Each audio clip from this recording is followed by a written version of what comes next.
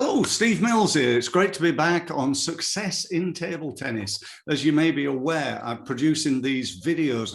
I've been really lucky to get some real top people to interview, former players, coaches, and so on. And I'll tell you a little bit about my guest here today in a couple of minutes. But just wanted to tell you about what this is about. This is about really trying to help youngsters who are coming into the sport. They may be at a certain level, and it's really to try and help them to get more out of their game, to become better than they possibly could by learning from us old players, players who've been around, made all the mistakes, done some good things too. And I think when you get to, let's say, a more advanced age, like some of the people we've been interviewing, you always look back and you think, oh, if only I'd known then what I know now, I'd have been a much better player. And I really do believe that's true. So with me today, I've got my former teammate at Ormsby Club, a gentleman who I've spent many hours, days, weeks even, living at his house, practicing again and again in Preston. We practiced together, we played together. I've got huge respect for, and I always remember the first time I played him, actually. I don't know whether he'll remember this, because I was like an up-and-coming player at the time, and I'd watched him play and I knew him because he was like, top England ranked player, and I really fancied my chances. And I thought, with his game and my game, I'm gonna be able to beat him. And I went on the table and got absolutely hammered. And I don't think throughout the game he ever put one ball where I actually wanted it. He always put it in. One of the great things about the gentleman I'm about to introduce you to, he was brilliant making it difficult for his opponent, I think. So without further ado, welcome to Don Parker, former England international, former England coach, national coach, and I'm going to leave it to him to tell you a little bit more about himself. Welcome, Don. Great to have you here, and thank you for your time. Oh, thanks very much, Steve. Great introduction, by the way. And what a great idea this is, to try and help, people to listen to a few of the older players, and, if they could go back in time, what would they do different to make them better players today? So a great concept. Thank you. Just very quickly to set the scene, who I am and what I achieved. I was born into a very sporty family, but with no table tennis. Right. And suddenly table tennis came along. I took the game up. My dad and my mum could see how much I enjoyed the game. I think it's interesting, isn't it? You've got team sports where you have that camaraderie around, 11 players or whatever sport it is, and however, the numbers stack up. But I quite like the idea of being out there by myself, and the outcome was in my hands. If I lost, it was because the other person was better than me, or I didn't get the tactics right, or whatever. And if I won, it's because I got the tactics right, or I was slightly better, I'd practiced harder, or whatever it may be. So I think the individual sport gelled with the way I thought. As a player, I played for England as a cadet. It was under 14 in my days. And I played in the European Youth Cadet Championships in Cleveland in 1970. And there was three of us in the England team: Paul Gatormson, Simon Heaps, and myself. And it was a very strong team. Simon Heaps became the European Cadet Champion. I remember. Yeah, you won it. Yeah. So it was a remarkable performance. Mm-hmm. And then I played for England as a junior. My last year as a junior, I managed to get to the #2 ranking. To get to #1 with the players around, there was a certain young player called Desmond Douglas. He wasn't bad, was he? #1. Yeah. So he wasn't bad, was he? Exactly, Steve. Probably the most consistent, high-level England player that we've had for many years. Yeah. The only slightly disappointing thing with Des is he deserved more big titles. He was good enough to be European champion. Yeah. He did win the European top 12. He could have won the European singles. And he could have had, he had a semi-final of the World Championships, in his belt, and maybe even better. But a great player, a great ambassador for the team. Too good for me, which is interesting because that made me evaluate things as well. Seeing how good Des was naturally. Yeah. A lot of Des's ability was it was just so easy for him to see where the ball was going, and he was so quick, naturally quick. Yes.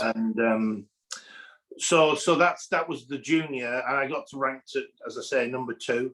Lost in the final of the English Junior Open to a player called Ulf Thorsell, and then when I went into the seniors, I sort of decided at the age of 18, 19, coming out of the juniors, and I saw how good some of the European players were. What was full-time table tennis something that I wanted to pursue, and could I make a living? Because at the end of the day, when you get to 18, 19, you've got to start making a living. And I didn't actually feel, and maybe this is, when I look back, maybe a decision potentially to regret, but actually I wouldn't do it any different. Right. I went off to university. Des went off to play in the Bundesliga. Yeah. As did several other players. I went off to Loughborough, studied physical education there, got a degree there, and started to focus a little bit, because of that teaching background, started to focus a little bit on coaching. Yeah. And so everything I'd learned, for myself, how to play, tactics, etc., I started to think about coaching. And at the age of about 22, 23, coming out of university, I was offered a job by Table Tennis England, or the ETTA as it was, English Table Tennis Association, rebranded to Table Tennis England now. And I was a national coach. And that was a fantastic job, an absolutely fantastic job for somebody who loves the sport. And I was responsible initially for the north of England, the northwest, Yorkshire and Humberside, and the northeast. They were the 3 what we call sports council regions. And I was, looking after coach education, getting the sport developed in schools, in clubs, working with the elite players, centres of excellence. It was just absolutely wonderful. And then in 1984, I'm just making sure I get my years right. In 1984, I was offered the position of the England coach. Probably called performance director these days, but basically I was responsible for all the England teams, appointing the coaches, etc. And I did that for about 11 years. And again, what a wonderful time I had. I had the privilege of working with some amazing players. Obviously played in the same team as you, Stephen. We had some great colleagues playing with us up at Ormsby, the likes of Dennis Neal, Nicky Jarvis, Richard Ewell, the Scottish number 1, all members of that very famous, prestigious Ormsby club. But I also had, obviously, Desmond Douglas in the team. We what's the word I'm looking for? Adopted a Chinese player, Chen Xinhua. He came over to England with the Chinese team, married a Yorkshire lass. Settled down. Got to be good. He's got to be. He's got to be good. He's got to have. He came up trumps there, didn't he, Don? I'd saying that to a Lancashire man. He's. We'll say a northern lad. We'll have to compromise. We'll claim him. He's Yorkshire. So he was just an amazing player. And then we had the likes of, Carl Preem was a great player. Alan Cook was a great player. Skylar Andrew, Nicky Mason, Dougie Johnson. Great. So many of them weren't there. The danger of doing what I'm doing now is you miss out some people. No, we were very fortunate with great players. Matthew Side, of course, I've missed out, who's gone on to make a great career as a journalist. An author as well, written some great books. He has, So I was very privileged there. I left table tennis at the age of about 40, having had a really, really enjoyable career there, but felt if I carried on much longer, that was me finished. My whole career would have been working in table tennis. Which would have been fine. And that was my dilemma. But I took the opportunity to work for the British Olympic Association. Table tennis in 1988 made its debut in the Olympics. And so I got this wonderful opportunity to take the team, four men qualified, to take 4 men to the Olympic Games in Seoul.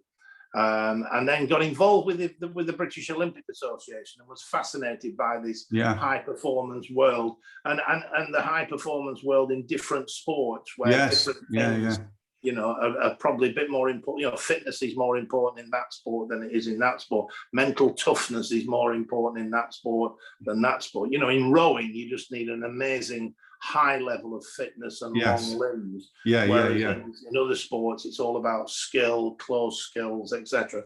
So really interesting. And so I took that opportunity, had a few years as the deputy technical director, and then I left the Olympics when the Commonwealth Games were given to Manchester.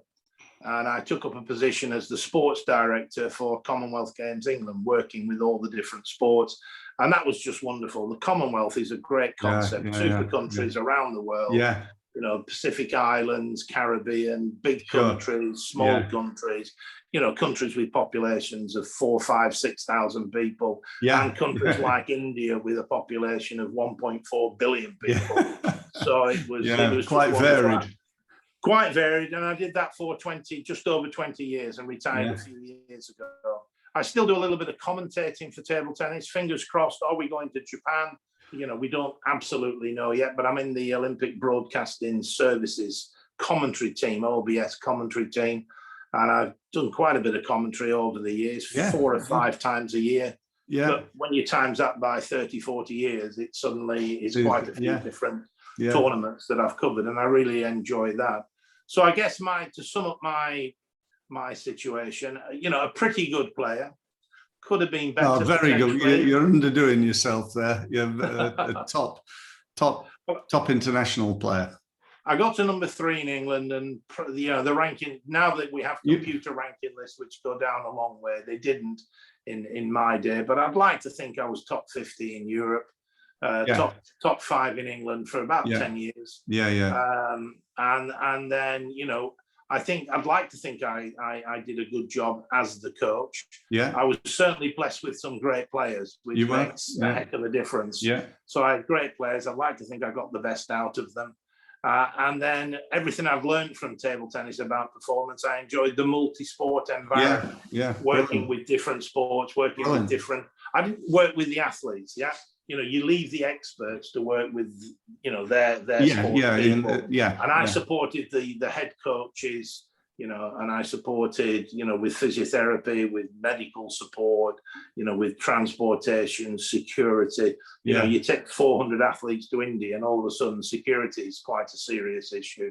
So next minute you're working with Scotland Yard to get a security team together. So really interesting things that you get involved in. So I think that sums up my career. Yeah, brilliant. That was a great summary and very interesting. And I obviously knew you were involved in the Olympic side of things and the Commonwealth, but didn't quite understand what your role was in that. So yeah, brilliant. So I got a couple of questions for you, Don, around, you know, really to try and get us delivering some value to people who are listening today. And the first question I've got, which I love this question, is if you were transported, you know, you got a DeLorean, you went back in time and you were able to talk to a 17-year-old Don Parker, what would they do different? I know you say you'd still go to uni and all that sort of stuff, but, you know, what advice would you give to that person in order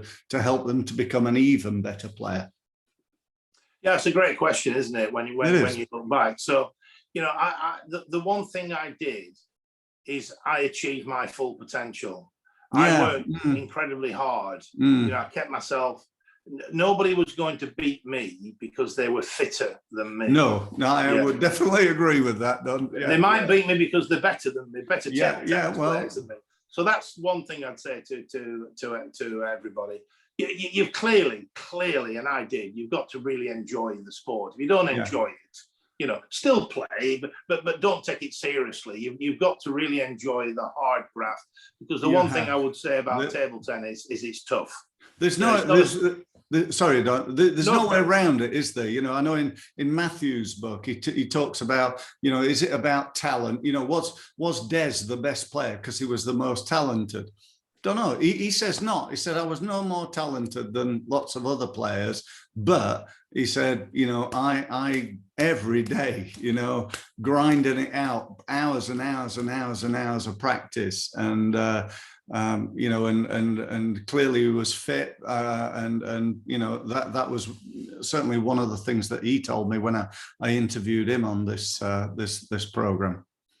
When you talk about Des and some of the great players that we've mentioned already, the one thing I'd say about nearly all of them, you know, and my wife, of course, Jill Hammersley, got an MBE back in '76 for her services to table tennis, and 3 times European top 12 champion. So the one thing I would say about all those players, the males and females I've had the privilege to work with, is humility. Yes. They're very humble. They're humble people. Yes. And they listen. Yes. And, you know, deep down, they might be thinking, well, sorry, I'm disagreeing with this, but they will listen. Yeah. And they will take on board what anybody says to them. Yeah. Within reason. Yeah. But they do, and they evaluate it then for themselves. So I think that's really important. I would say to any youngster, always listen to what people always listen. I always remember what I've got a great example of not listening, Dom.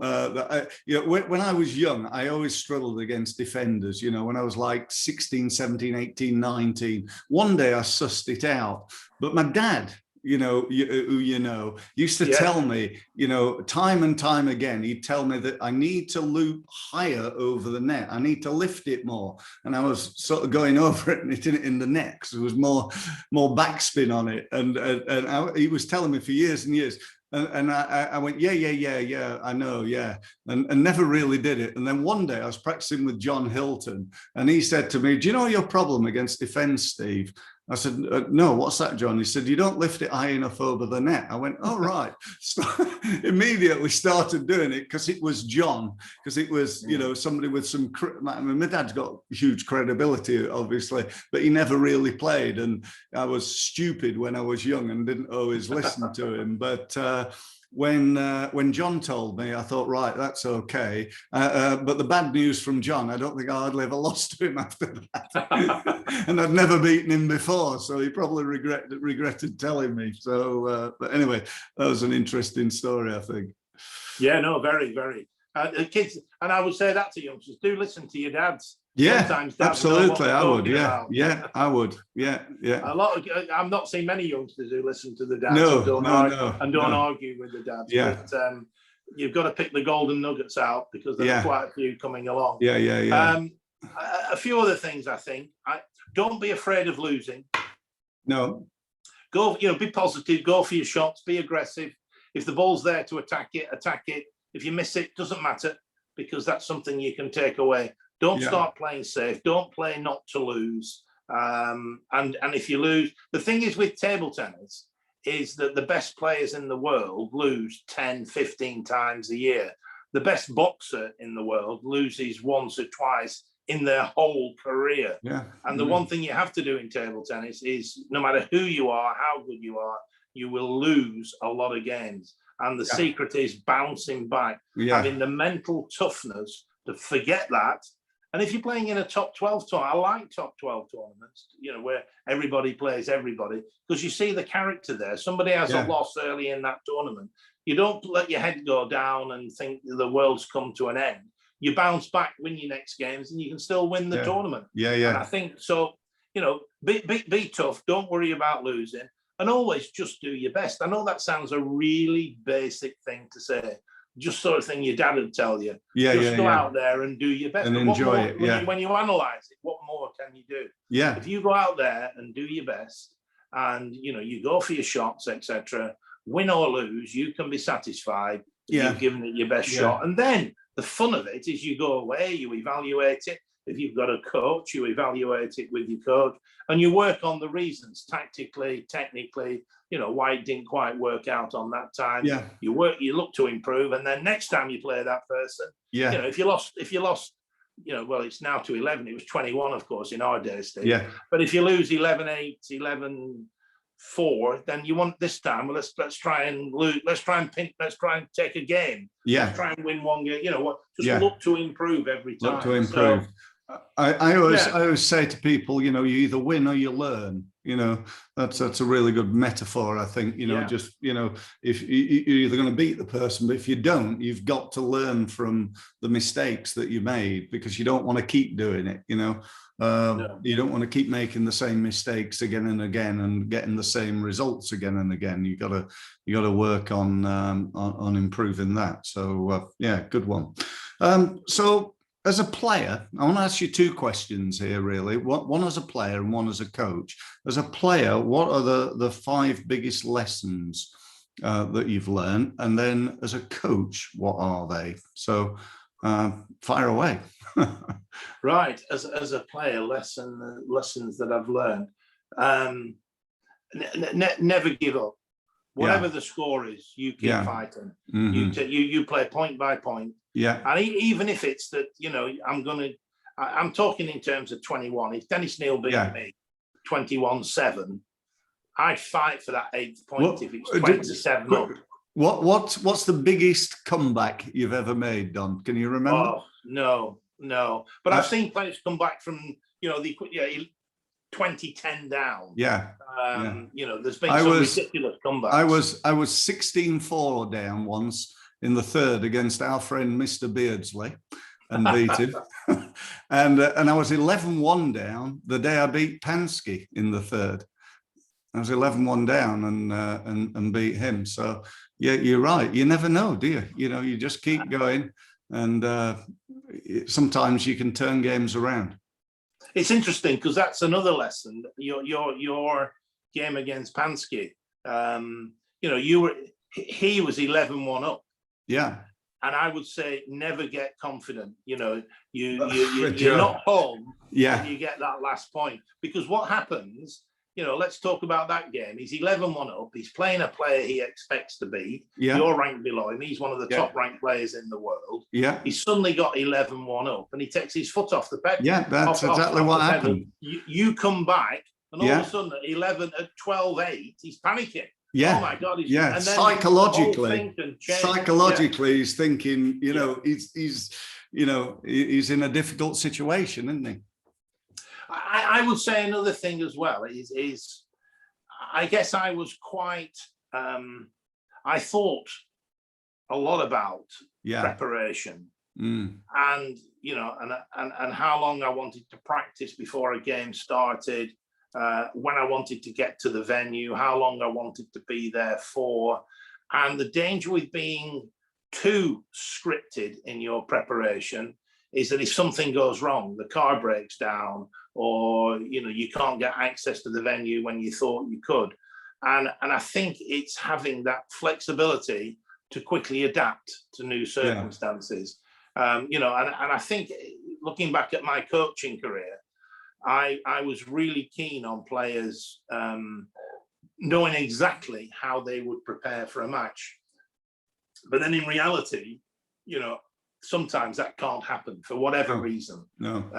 And then the player, I can see the player starts to get worried because they're not getting the preparation that they have. I once coached the European team against the Asian team. Oh, right. Okay. We went over to Asia, played in Singapore, Kota Kinabalu, and Thailand against the best players.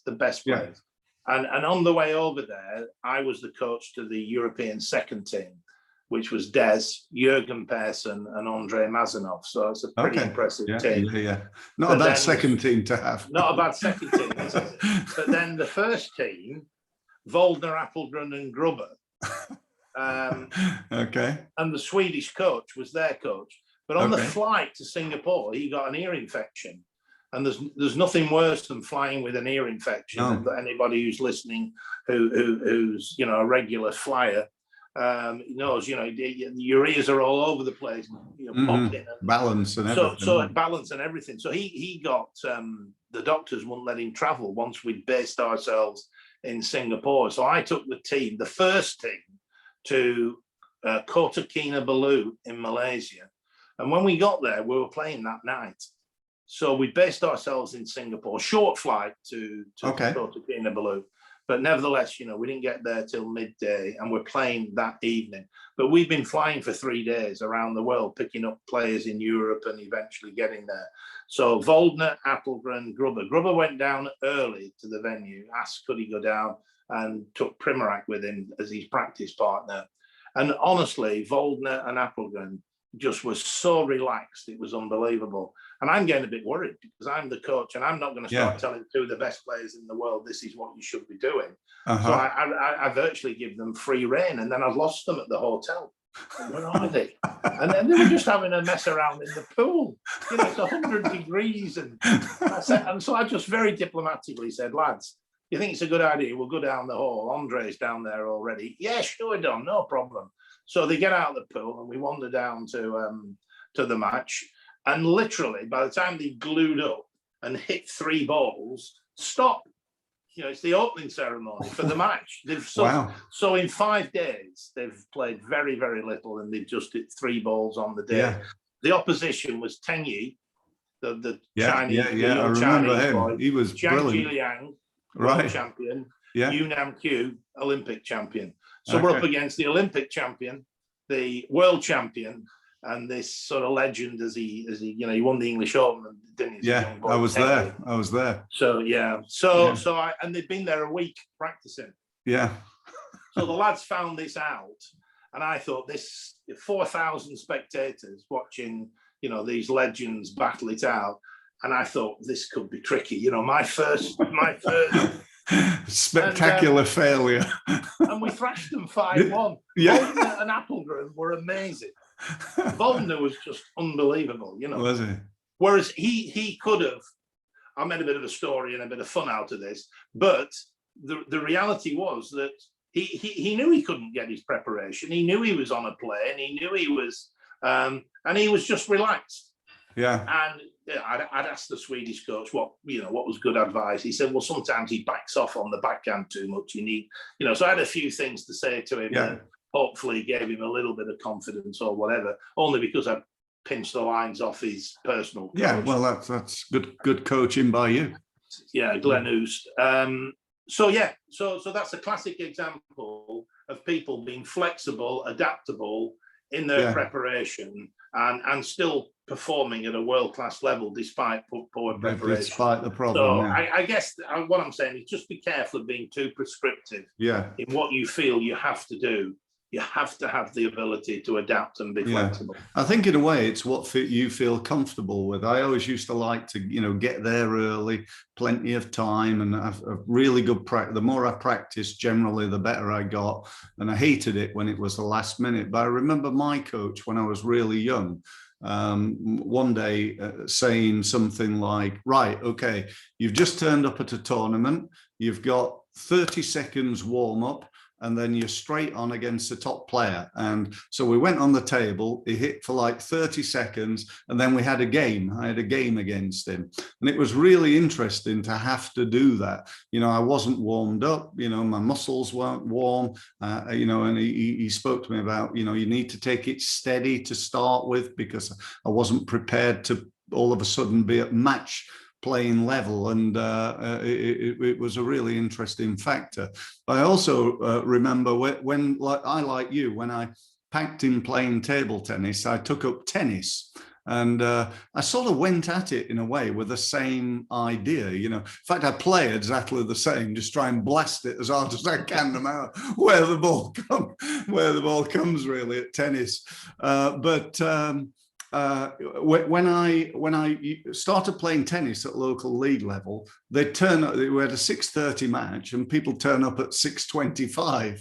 You know, when I played table tennis, we had a 3 o'clock match and we turn up at 10 o'clock in the morning. So because I was playing at a much higher level, the level of professionalism needed to be higher. And I'm sure the higher you go in sport generally, the higher the level of professionalism, particularly now, I think, from, you know, my understanding of, you know, things like...